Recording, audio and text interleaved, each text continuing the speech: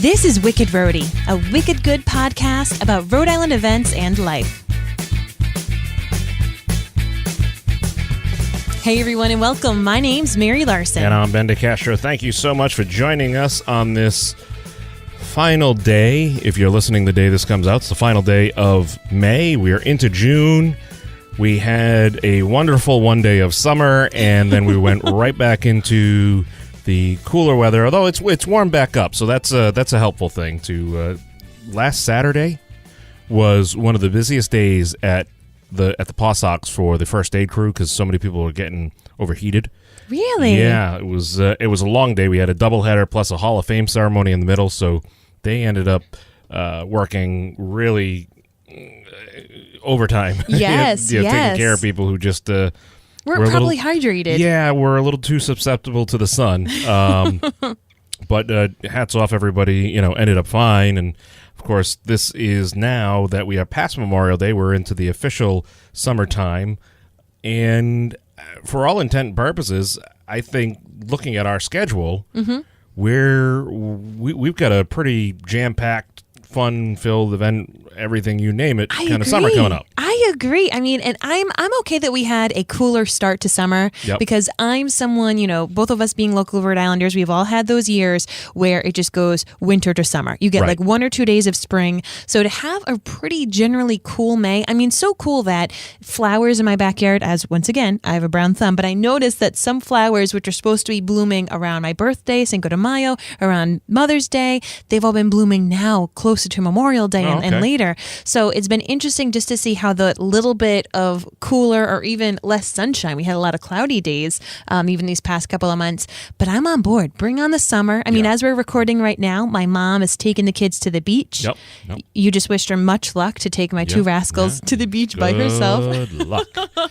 And plus the beaches now with Memorial Day, they're all starting. Some beaches are imposing the parking fees or access to the beach. So that's all in play there.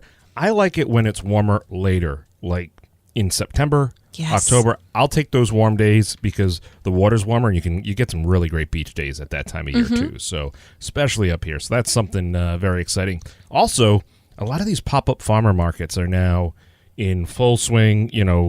Because the weather's broken and they show up over by, what was it, Blackstone Boulevard there. There's one Hope Street. Yep, that one happens. And then there's just a bunch of them. If you know of one, share it with us. Yes. Post it, let us know on Facebook under today's post, under the episode post for today. Let us know what farmers market, these pop-up ones that you like, or local farm shops as well. You can certainly do that.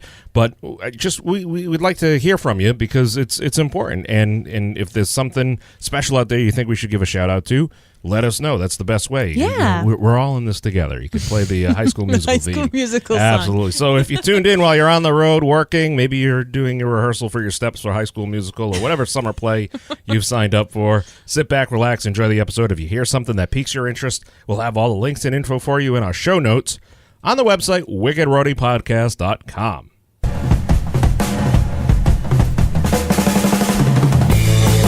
So fun fact, that musical, that Disney made-for-television musical is one of the musicals that I quote the most frequently. Really? Oh, I tell people, get your head in the game. Never seen it.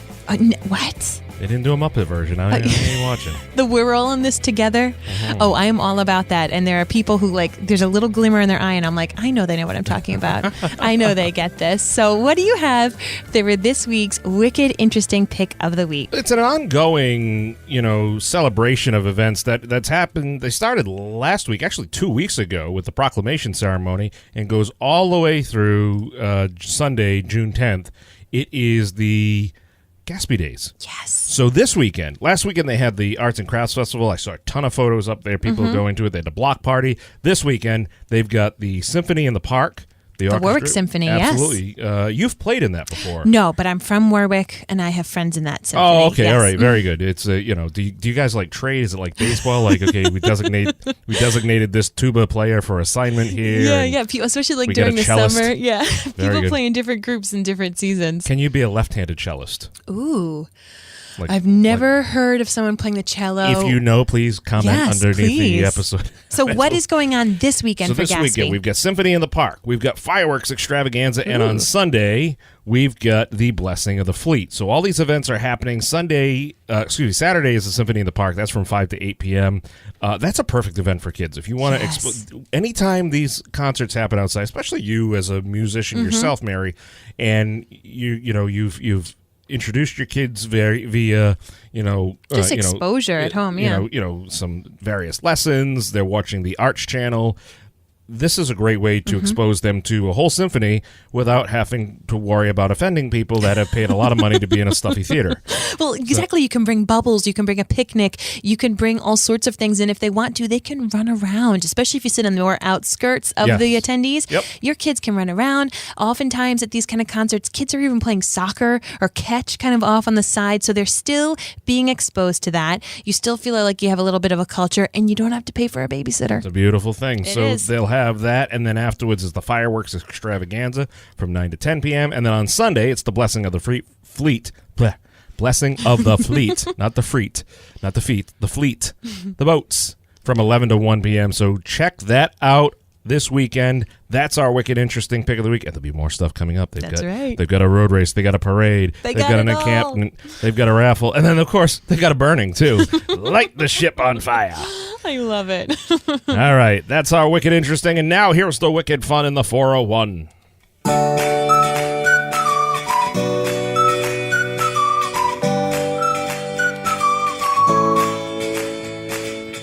So I don't know if you've seen this movie. It came out a couple years ago. The Muppets did not remake it, but it's called The Martian, and it's with Matt Damon, and he pretty much has to live on Mars. They had to accidentally leave him. You know what I'm talking about? I know of the movie, yes. Yeah, it's an actually really, really interesting movie, and they're going to be playing it for free at the LAD Observatory in Providence. This is called Science on Screen. Can humans actually live on planets? So the Providence Center for Media Culture and the Cable Car Cinema, we love them dearly, and the LAD Observatory, they're going to be presenting this outdoor screening of The Martian. So at 8 p.m. on Saturday, you head on over to the LAD Observatory. There's going to be this introduction and panel discussion about the possibilities. Like, could we actually live on other planets? And there's going to be a professor of industrial design from Rhody, a moon morphology publicist named Professor Pete Schultz. He sounds wicked smart. Yeah. And Ian Del Antonio, who's an observational astrophysicist and professor of physics at Brown. So listen, wicked smart people there to talk to you for about 45 minutes about the possibilities of living on another planet. Once again, it's an outdoor event, so kids are totally welcome. And then at sunset, which is about 8:45, the film screening is going to begin, and you can go inside the observatory to do some stargazing. Well then, right? Look at that. Well, that's cool. So that's what, Saturday? That's Saturday night. There's going to be a great view of Jupiter. And once again, this is a free event. So it's going to be Saturday night starting at 8. Bring yourself a picnic supper and really kind of hear these wicked smart people talk about the possibility of us living on other planets and checking out one of our great observatories here in the state. Will they have a soundtrack of Train Drops of Jupiter playing while you look at Jupiter? You could pull it up on your phone. Little YouTube magic. Very good. I like this. I'm in. Hey, on Saturday, June 2nd, there's a garden tour at the Breakers Greenhouse in Cutting Gardens at 10 a.m. So fancy. Right there at the Newport Mansions. The Gilded Age Newport was the epicenter of American horticulture, and the Breakers Greenhouse and Cutting Garden are really, this is the high-end echelons. Yes. And I don't think, we talked about gardens, we talk about farms and all these different things we have here. I don't think people realize sometimes in the state, between the URI Master Gardeners Club and all their efforts, that's a world-renowned setup there. Yes. This, the garden tour at the Breakers is something that people travel literally from all around the world to experience and see. They are having this garden tour on Saturday at 10 a.m., and it's a limited space. You have to buy tickets in advance. If you're a Preservation Society member, it's only $15. General public, it's $20. When you think about it, that's not a bad price, especially for the kind of experience you're going to have. You're going to be taking a tour with curator of historic landscapes and horticulture, Jim Donahue, who is... I know his name. How do I know him? He's very, very popular and world-renowned when it comes to all things cut flowers, bedding plants, exotic house plants for great estate. I mean, really, you think about how the just that status that the Newport Mansions has, and all of the details, all the way right down to the flowers. Yes, these guys, this group, get it. They do a wonderful job.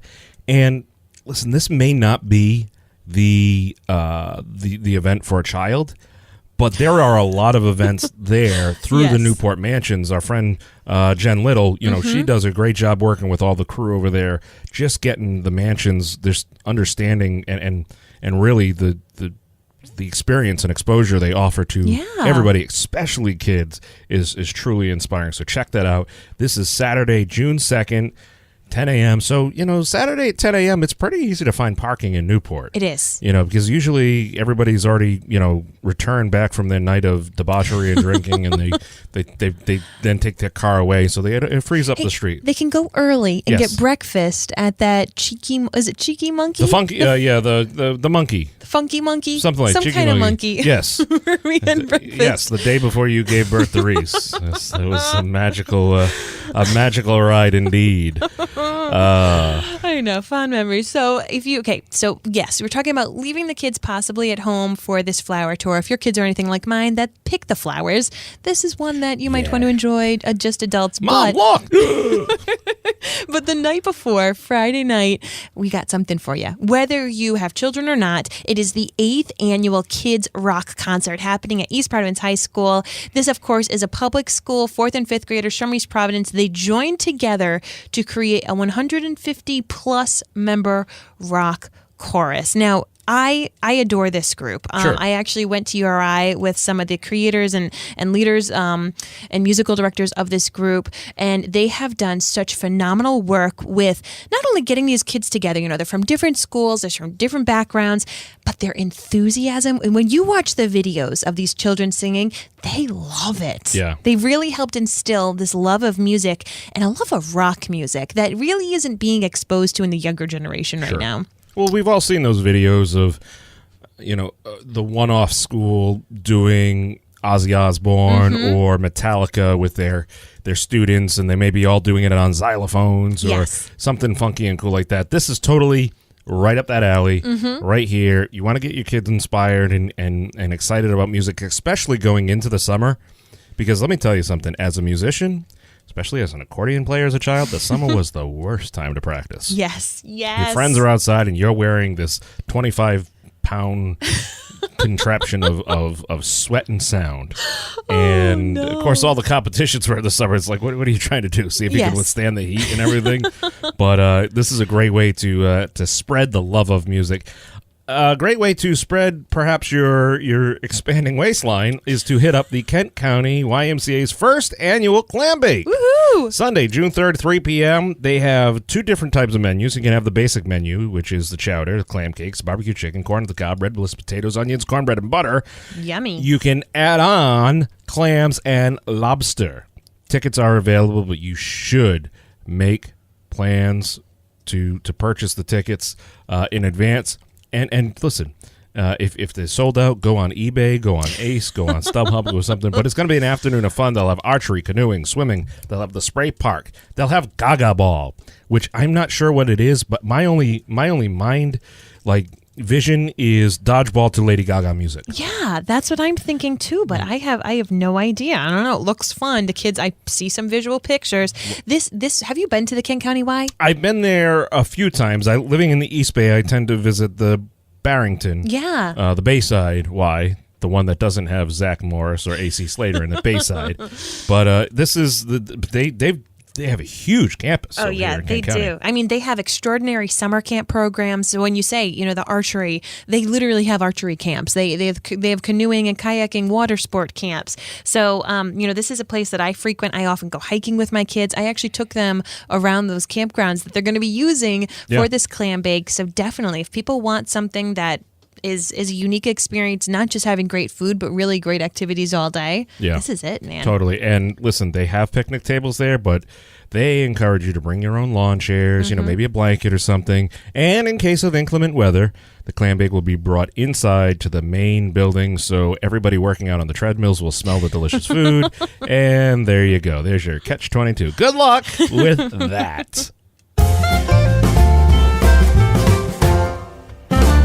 What do you got for family friendly today? Let me tell you. Yes. Now is the time of year when you most certainly want to get the kids outside because they're hot and sticky and still in school. Sure. And they're cranky Yep. because they're hot and sticky and still in school. So I wanted to make sure that you guys knew about this really fun, funky event going on Friday night just from 6 to 7. So easily you can take them here and it's going to be before bedtime. It's called Bugs. It's hosted by the Ricky Rainbow Beard. He's a performer, musician, the Rainbow Beard Show. So it's actually happening bi-monthly at the AS220 Black Box Theater. Okay. Now this, I have not yet been able to go. And this is an event that my friends who have kids around my kids' age, so, kind of like preschool through, elementary school, they go wild. So it's an audience participation, highly encouraged.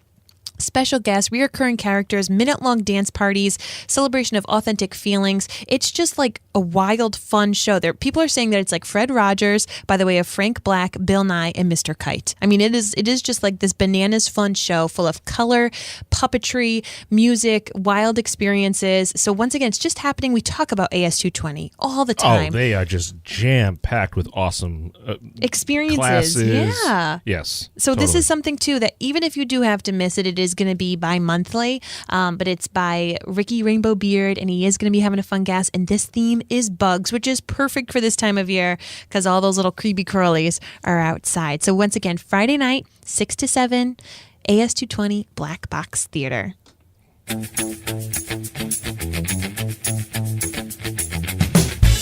That's it. That's it, man. We got too much to do. We have to wrap up the episode so we can go take part in all these wonderful, fun activities. Folks, everything you heard about today can be found on our website at wickedroadypodcast.com. We can't sit here and talk to you more about it because we have to go out and do these things. It's so many fun things to do. And of course, we're really social. We're Wicked Social on Facebook and Instagram. And if you are going to any of these events, if you see anything that is beautiful or fun or exciting in the state, please use the hashtag WickedRhody, not just because, hey, it's fun to use hashtags. I mean, everyone loves hashtags, but it also helps build brand awareness. So we talk all the time about being local, supporting local. Yes. You're listening to us and you're like jazzed about it. Seriously, tell one friend or use the hashtag on your social media so that people will look it up and find out what Wicked Rhody is. Don't forget our feedback generator today. We want to know from you, pop-up farmers markets, which ones you like, which ones have you been to, which ones are you hoping to go visit. Post it on our website, on the Facebook feed, whatever. We just get it to us. Get us the information. We want to hear about it. For advertising and sponsorship info, email us at wickedroadypodcast@gmail.com. Until next time, folks, I'm Mary Larson. And I'm Ben DeCastro. And you've been listening to Wicked Rhody. We'll have more for you next Thursday. You've been warned.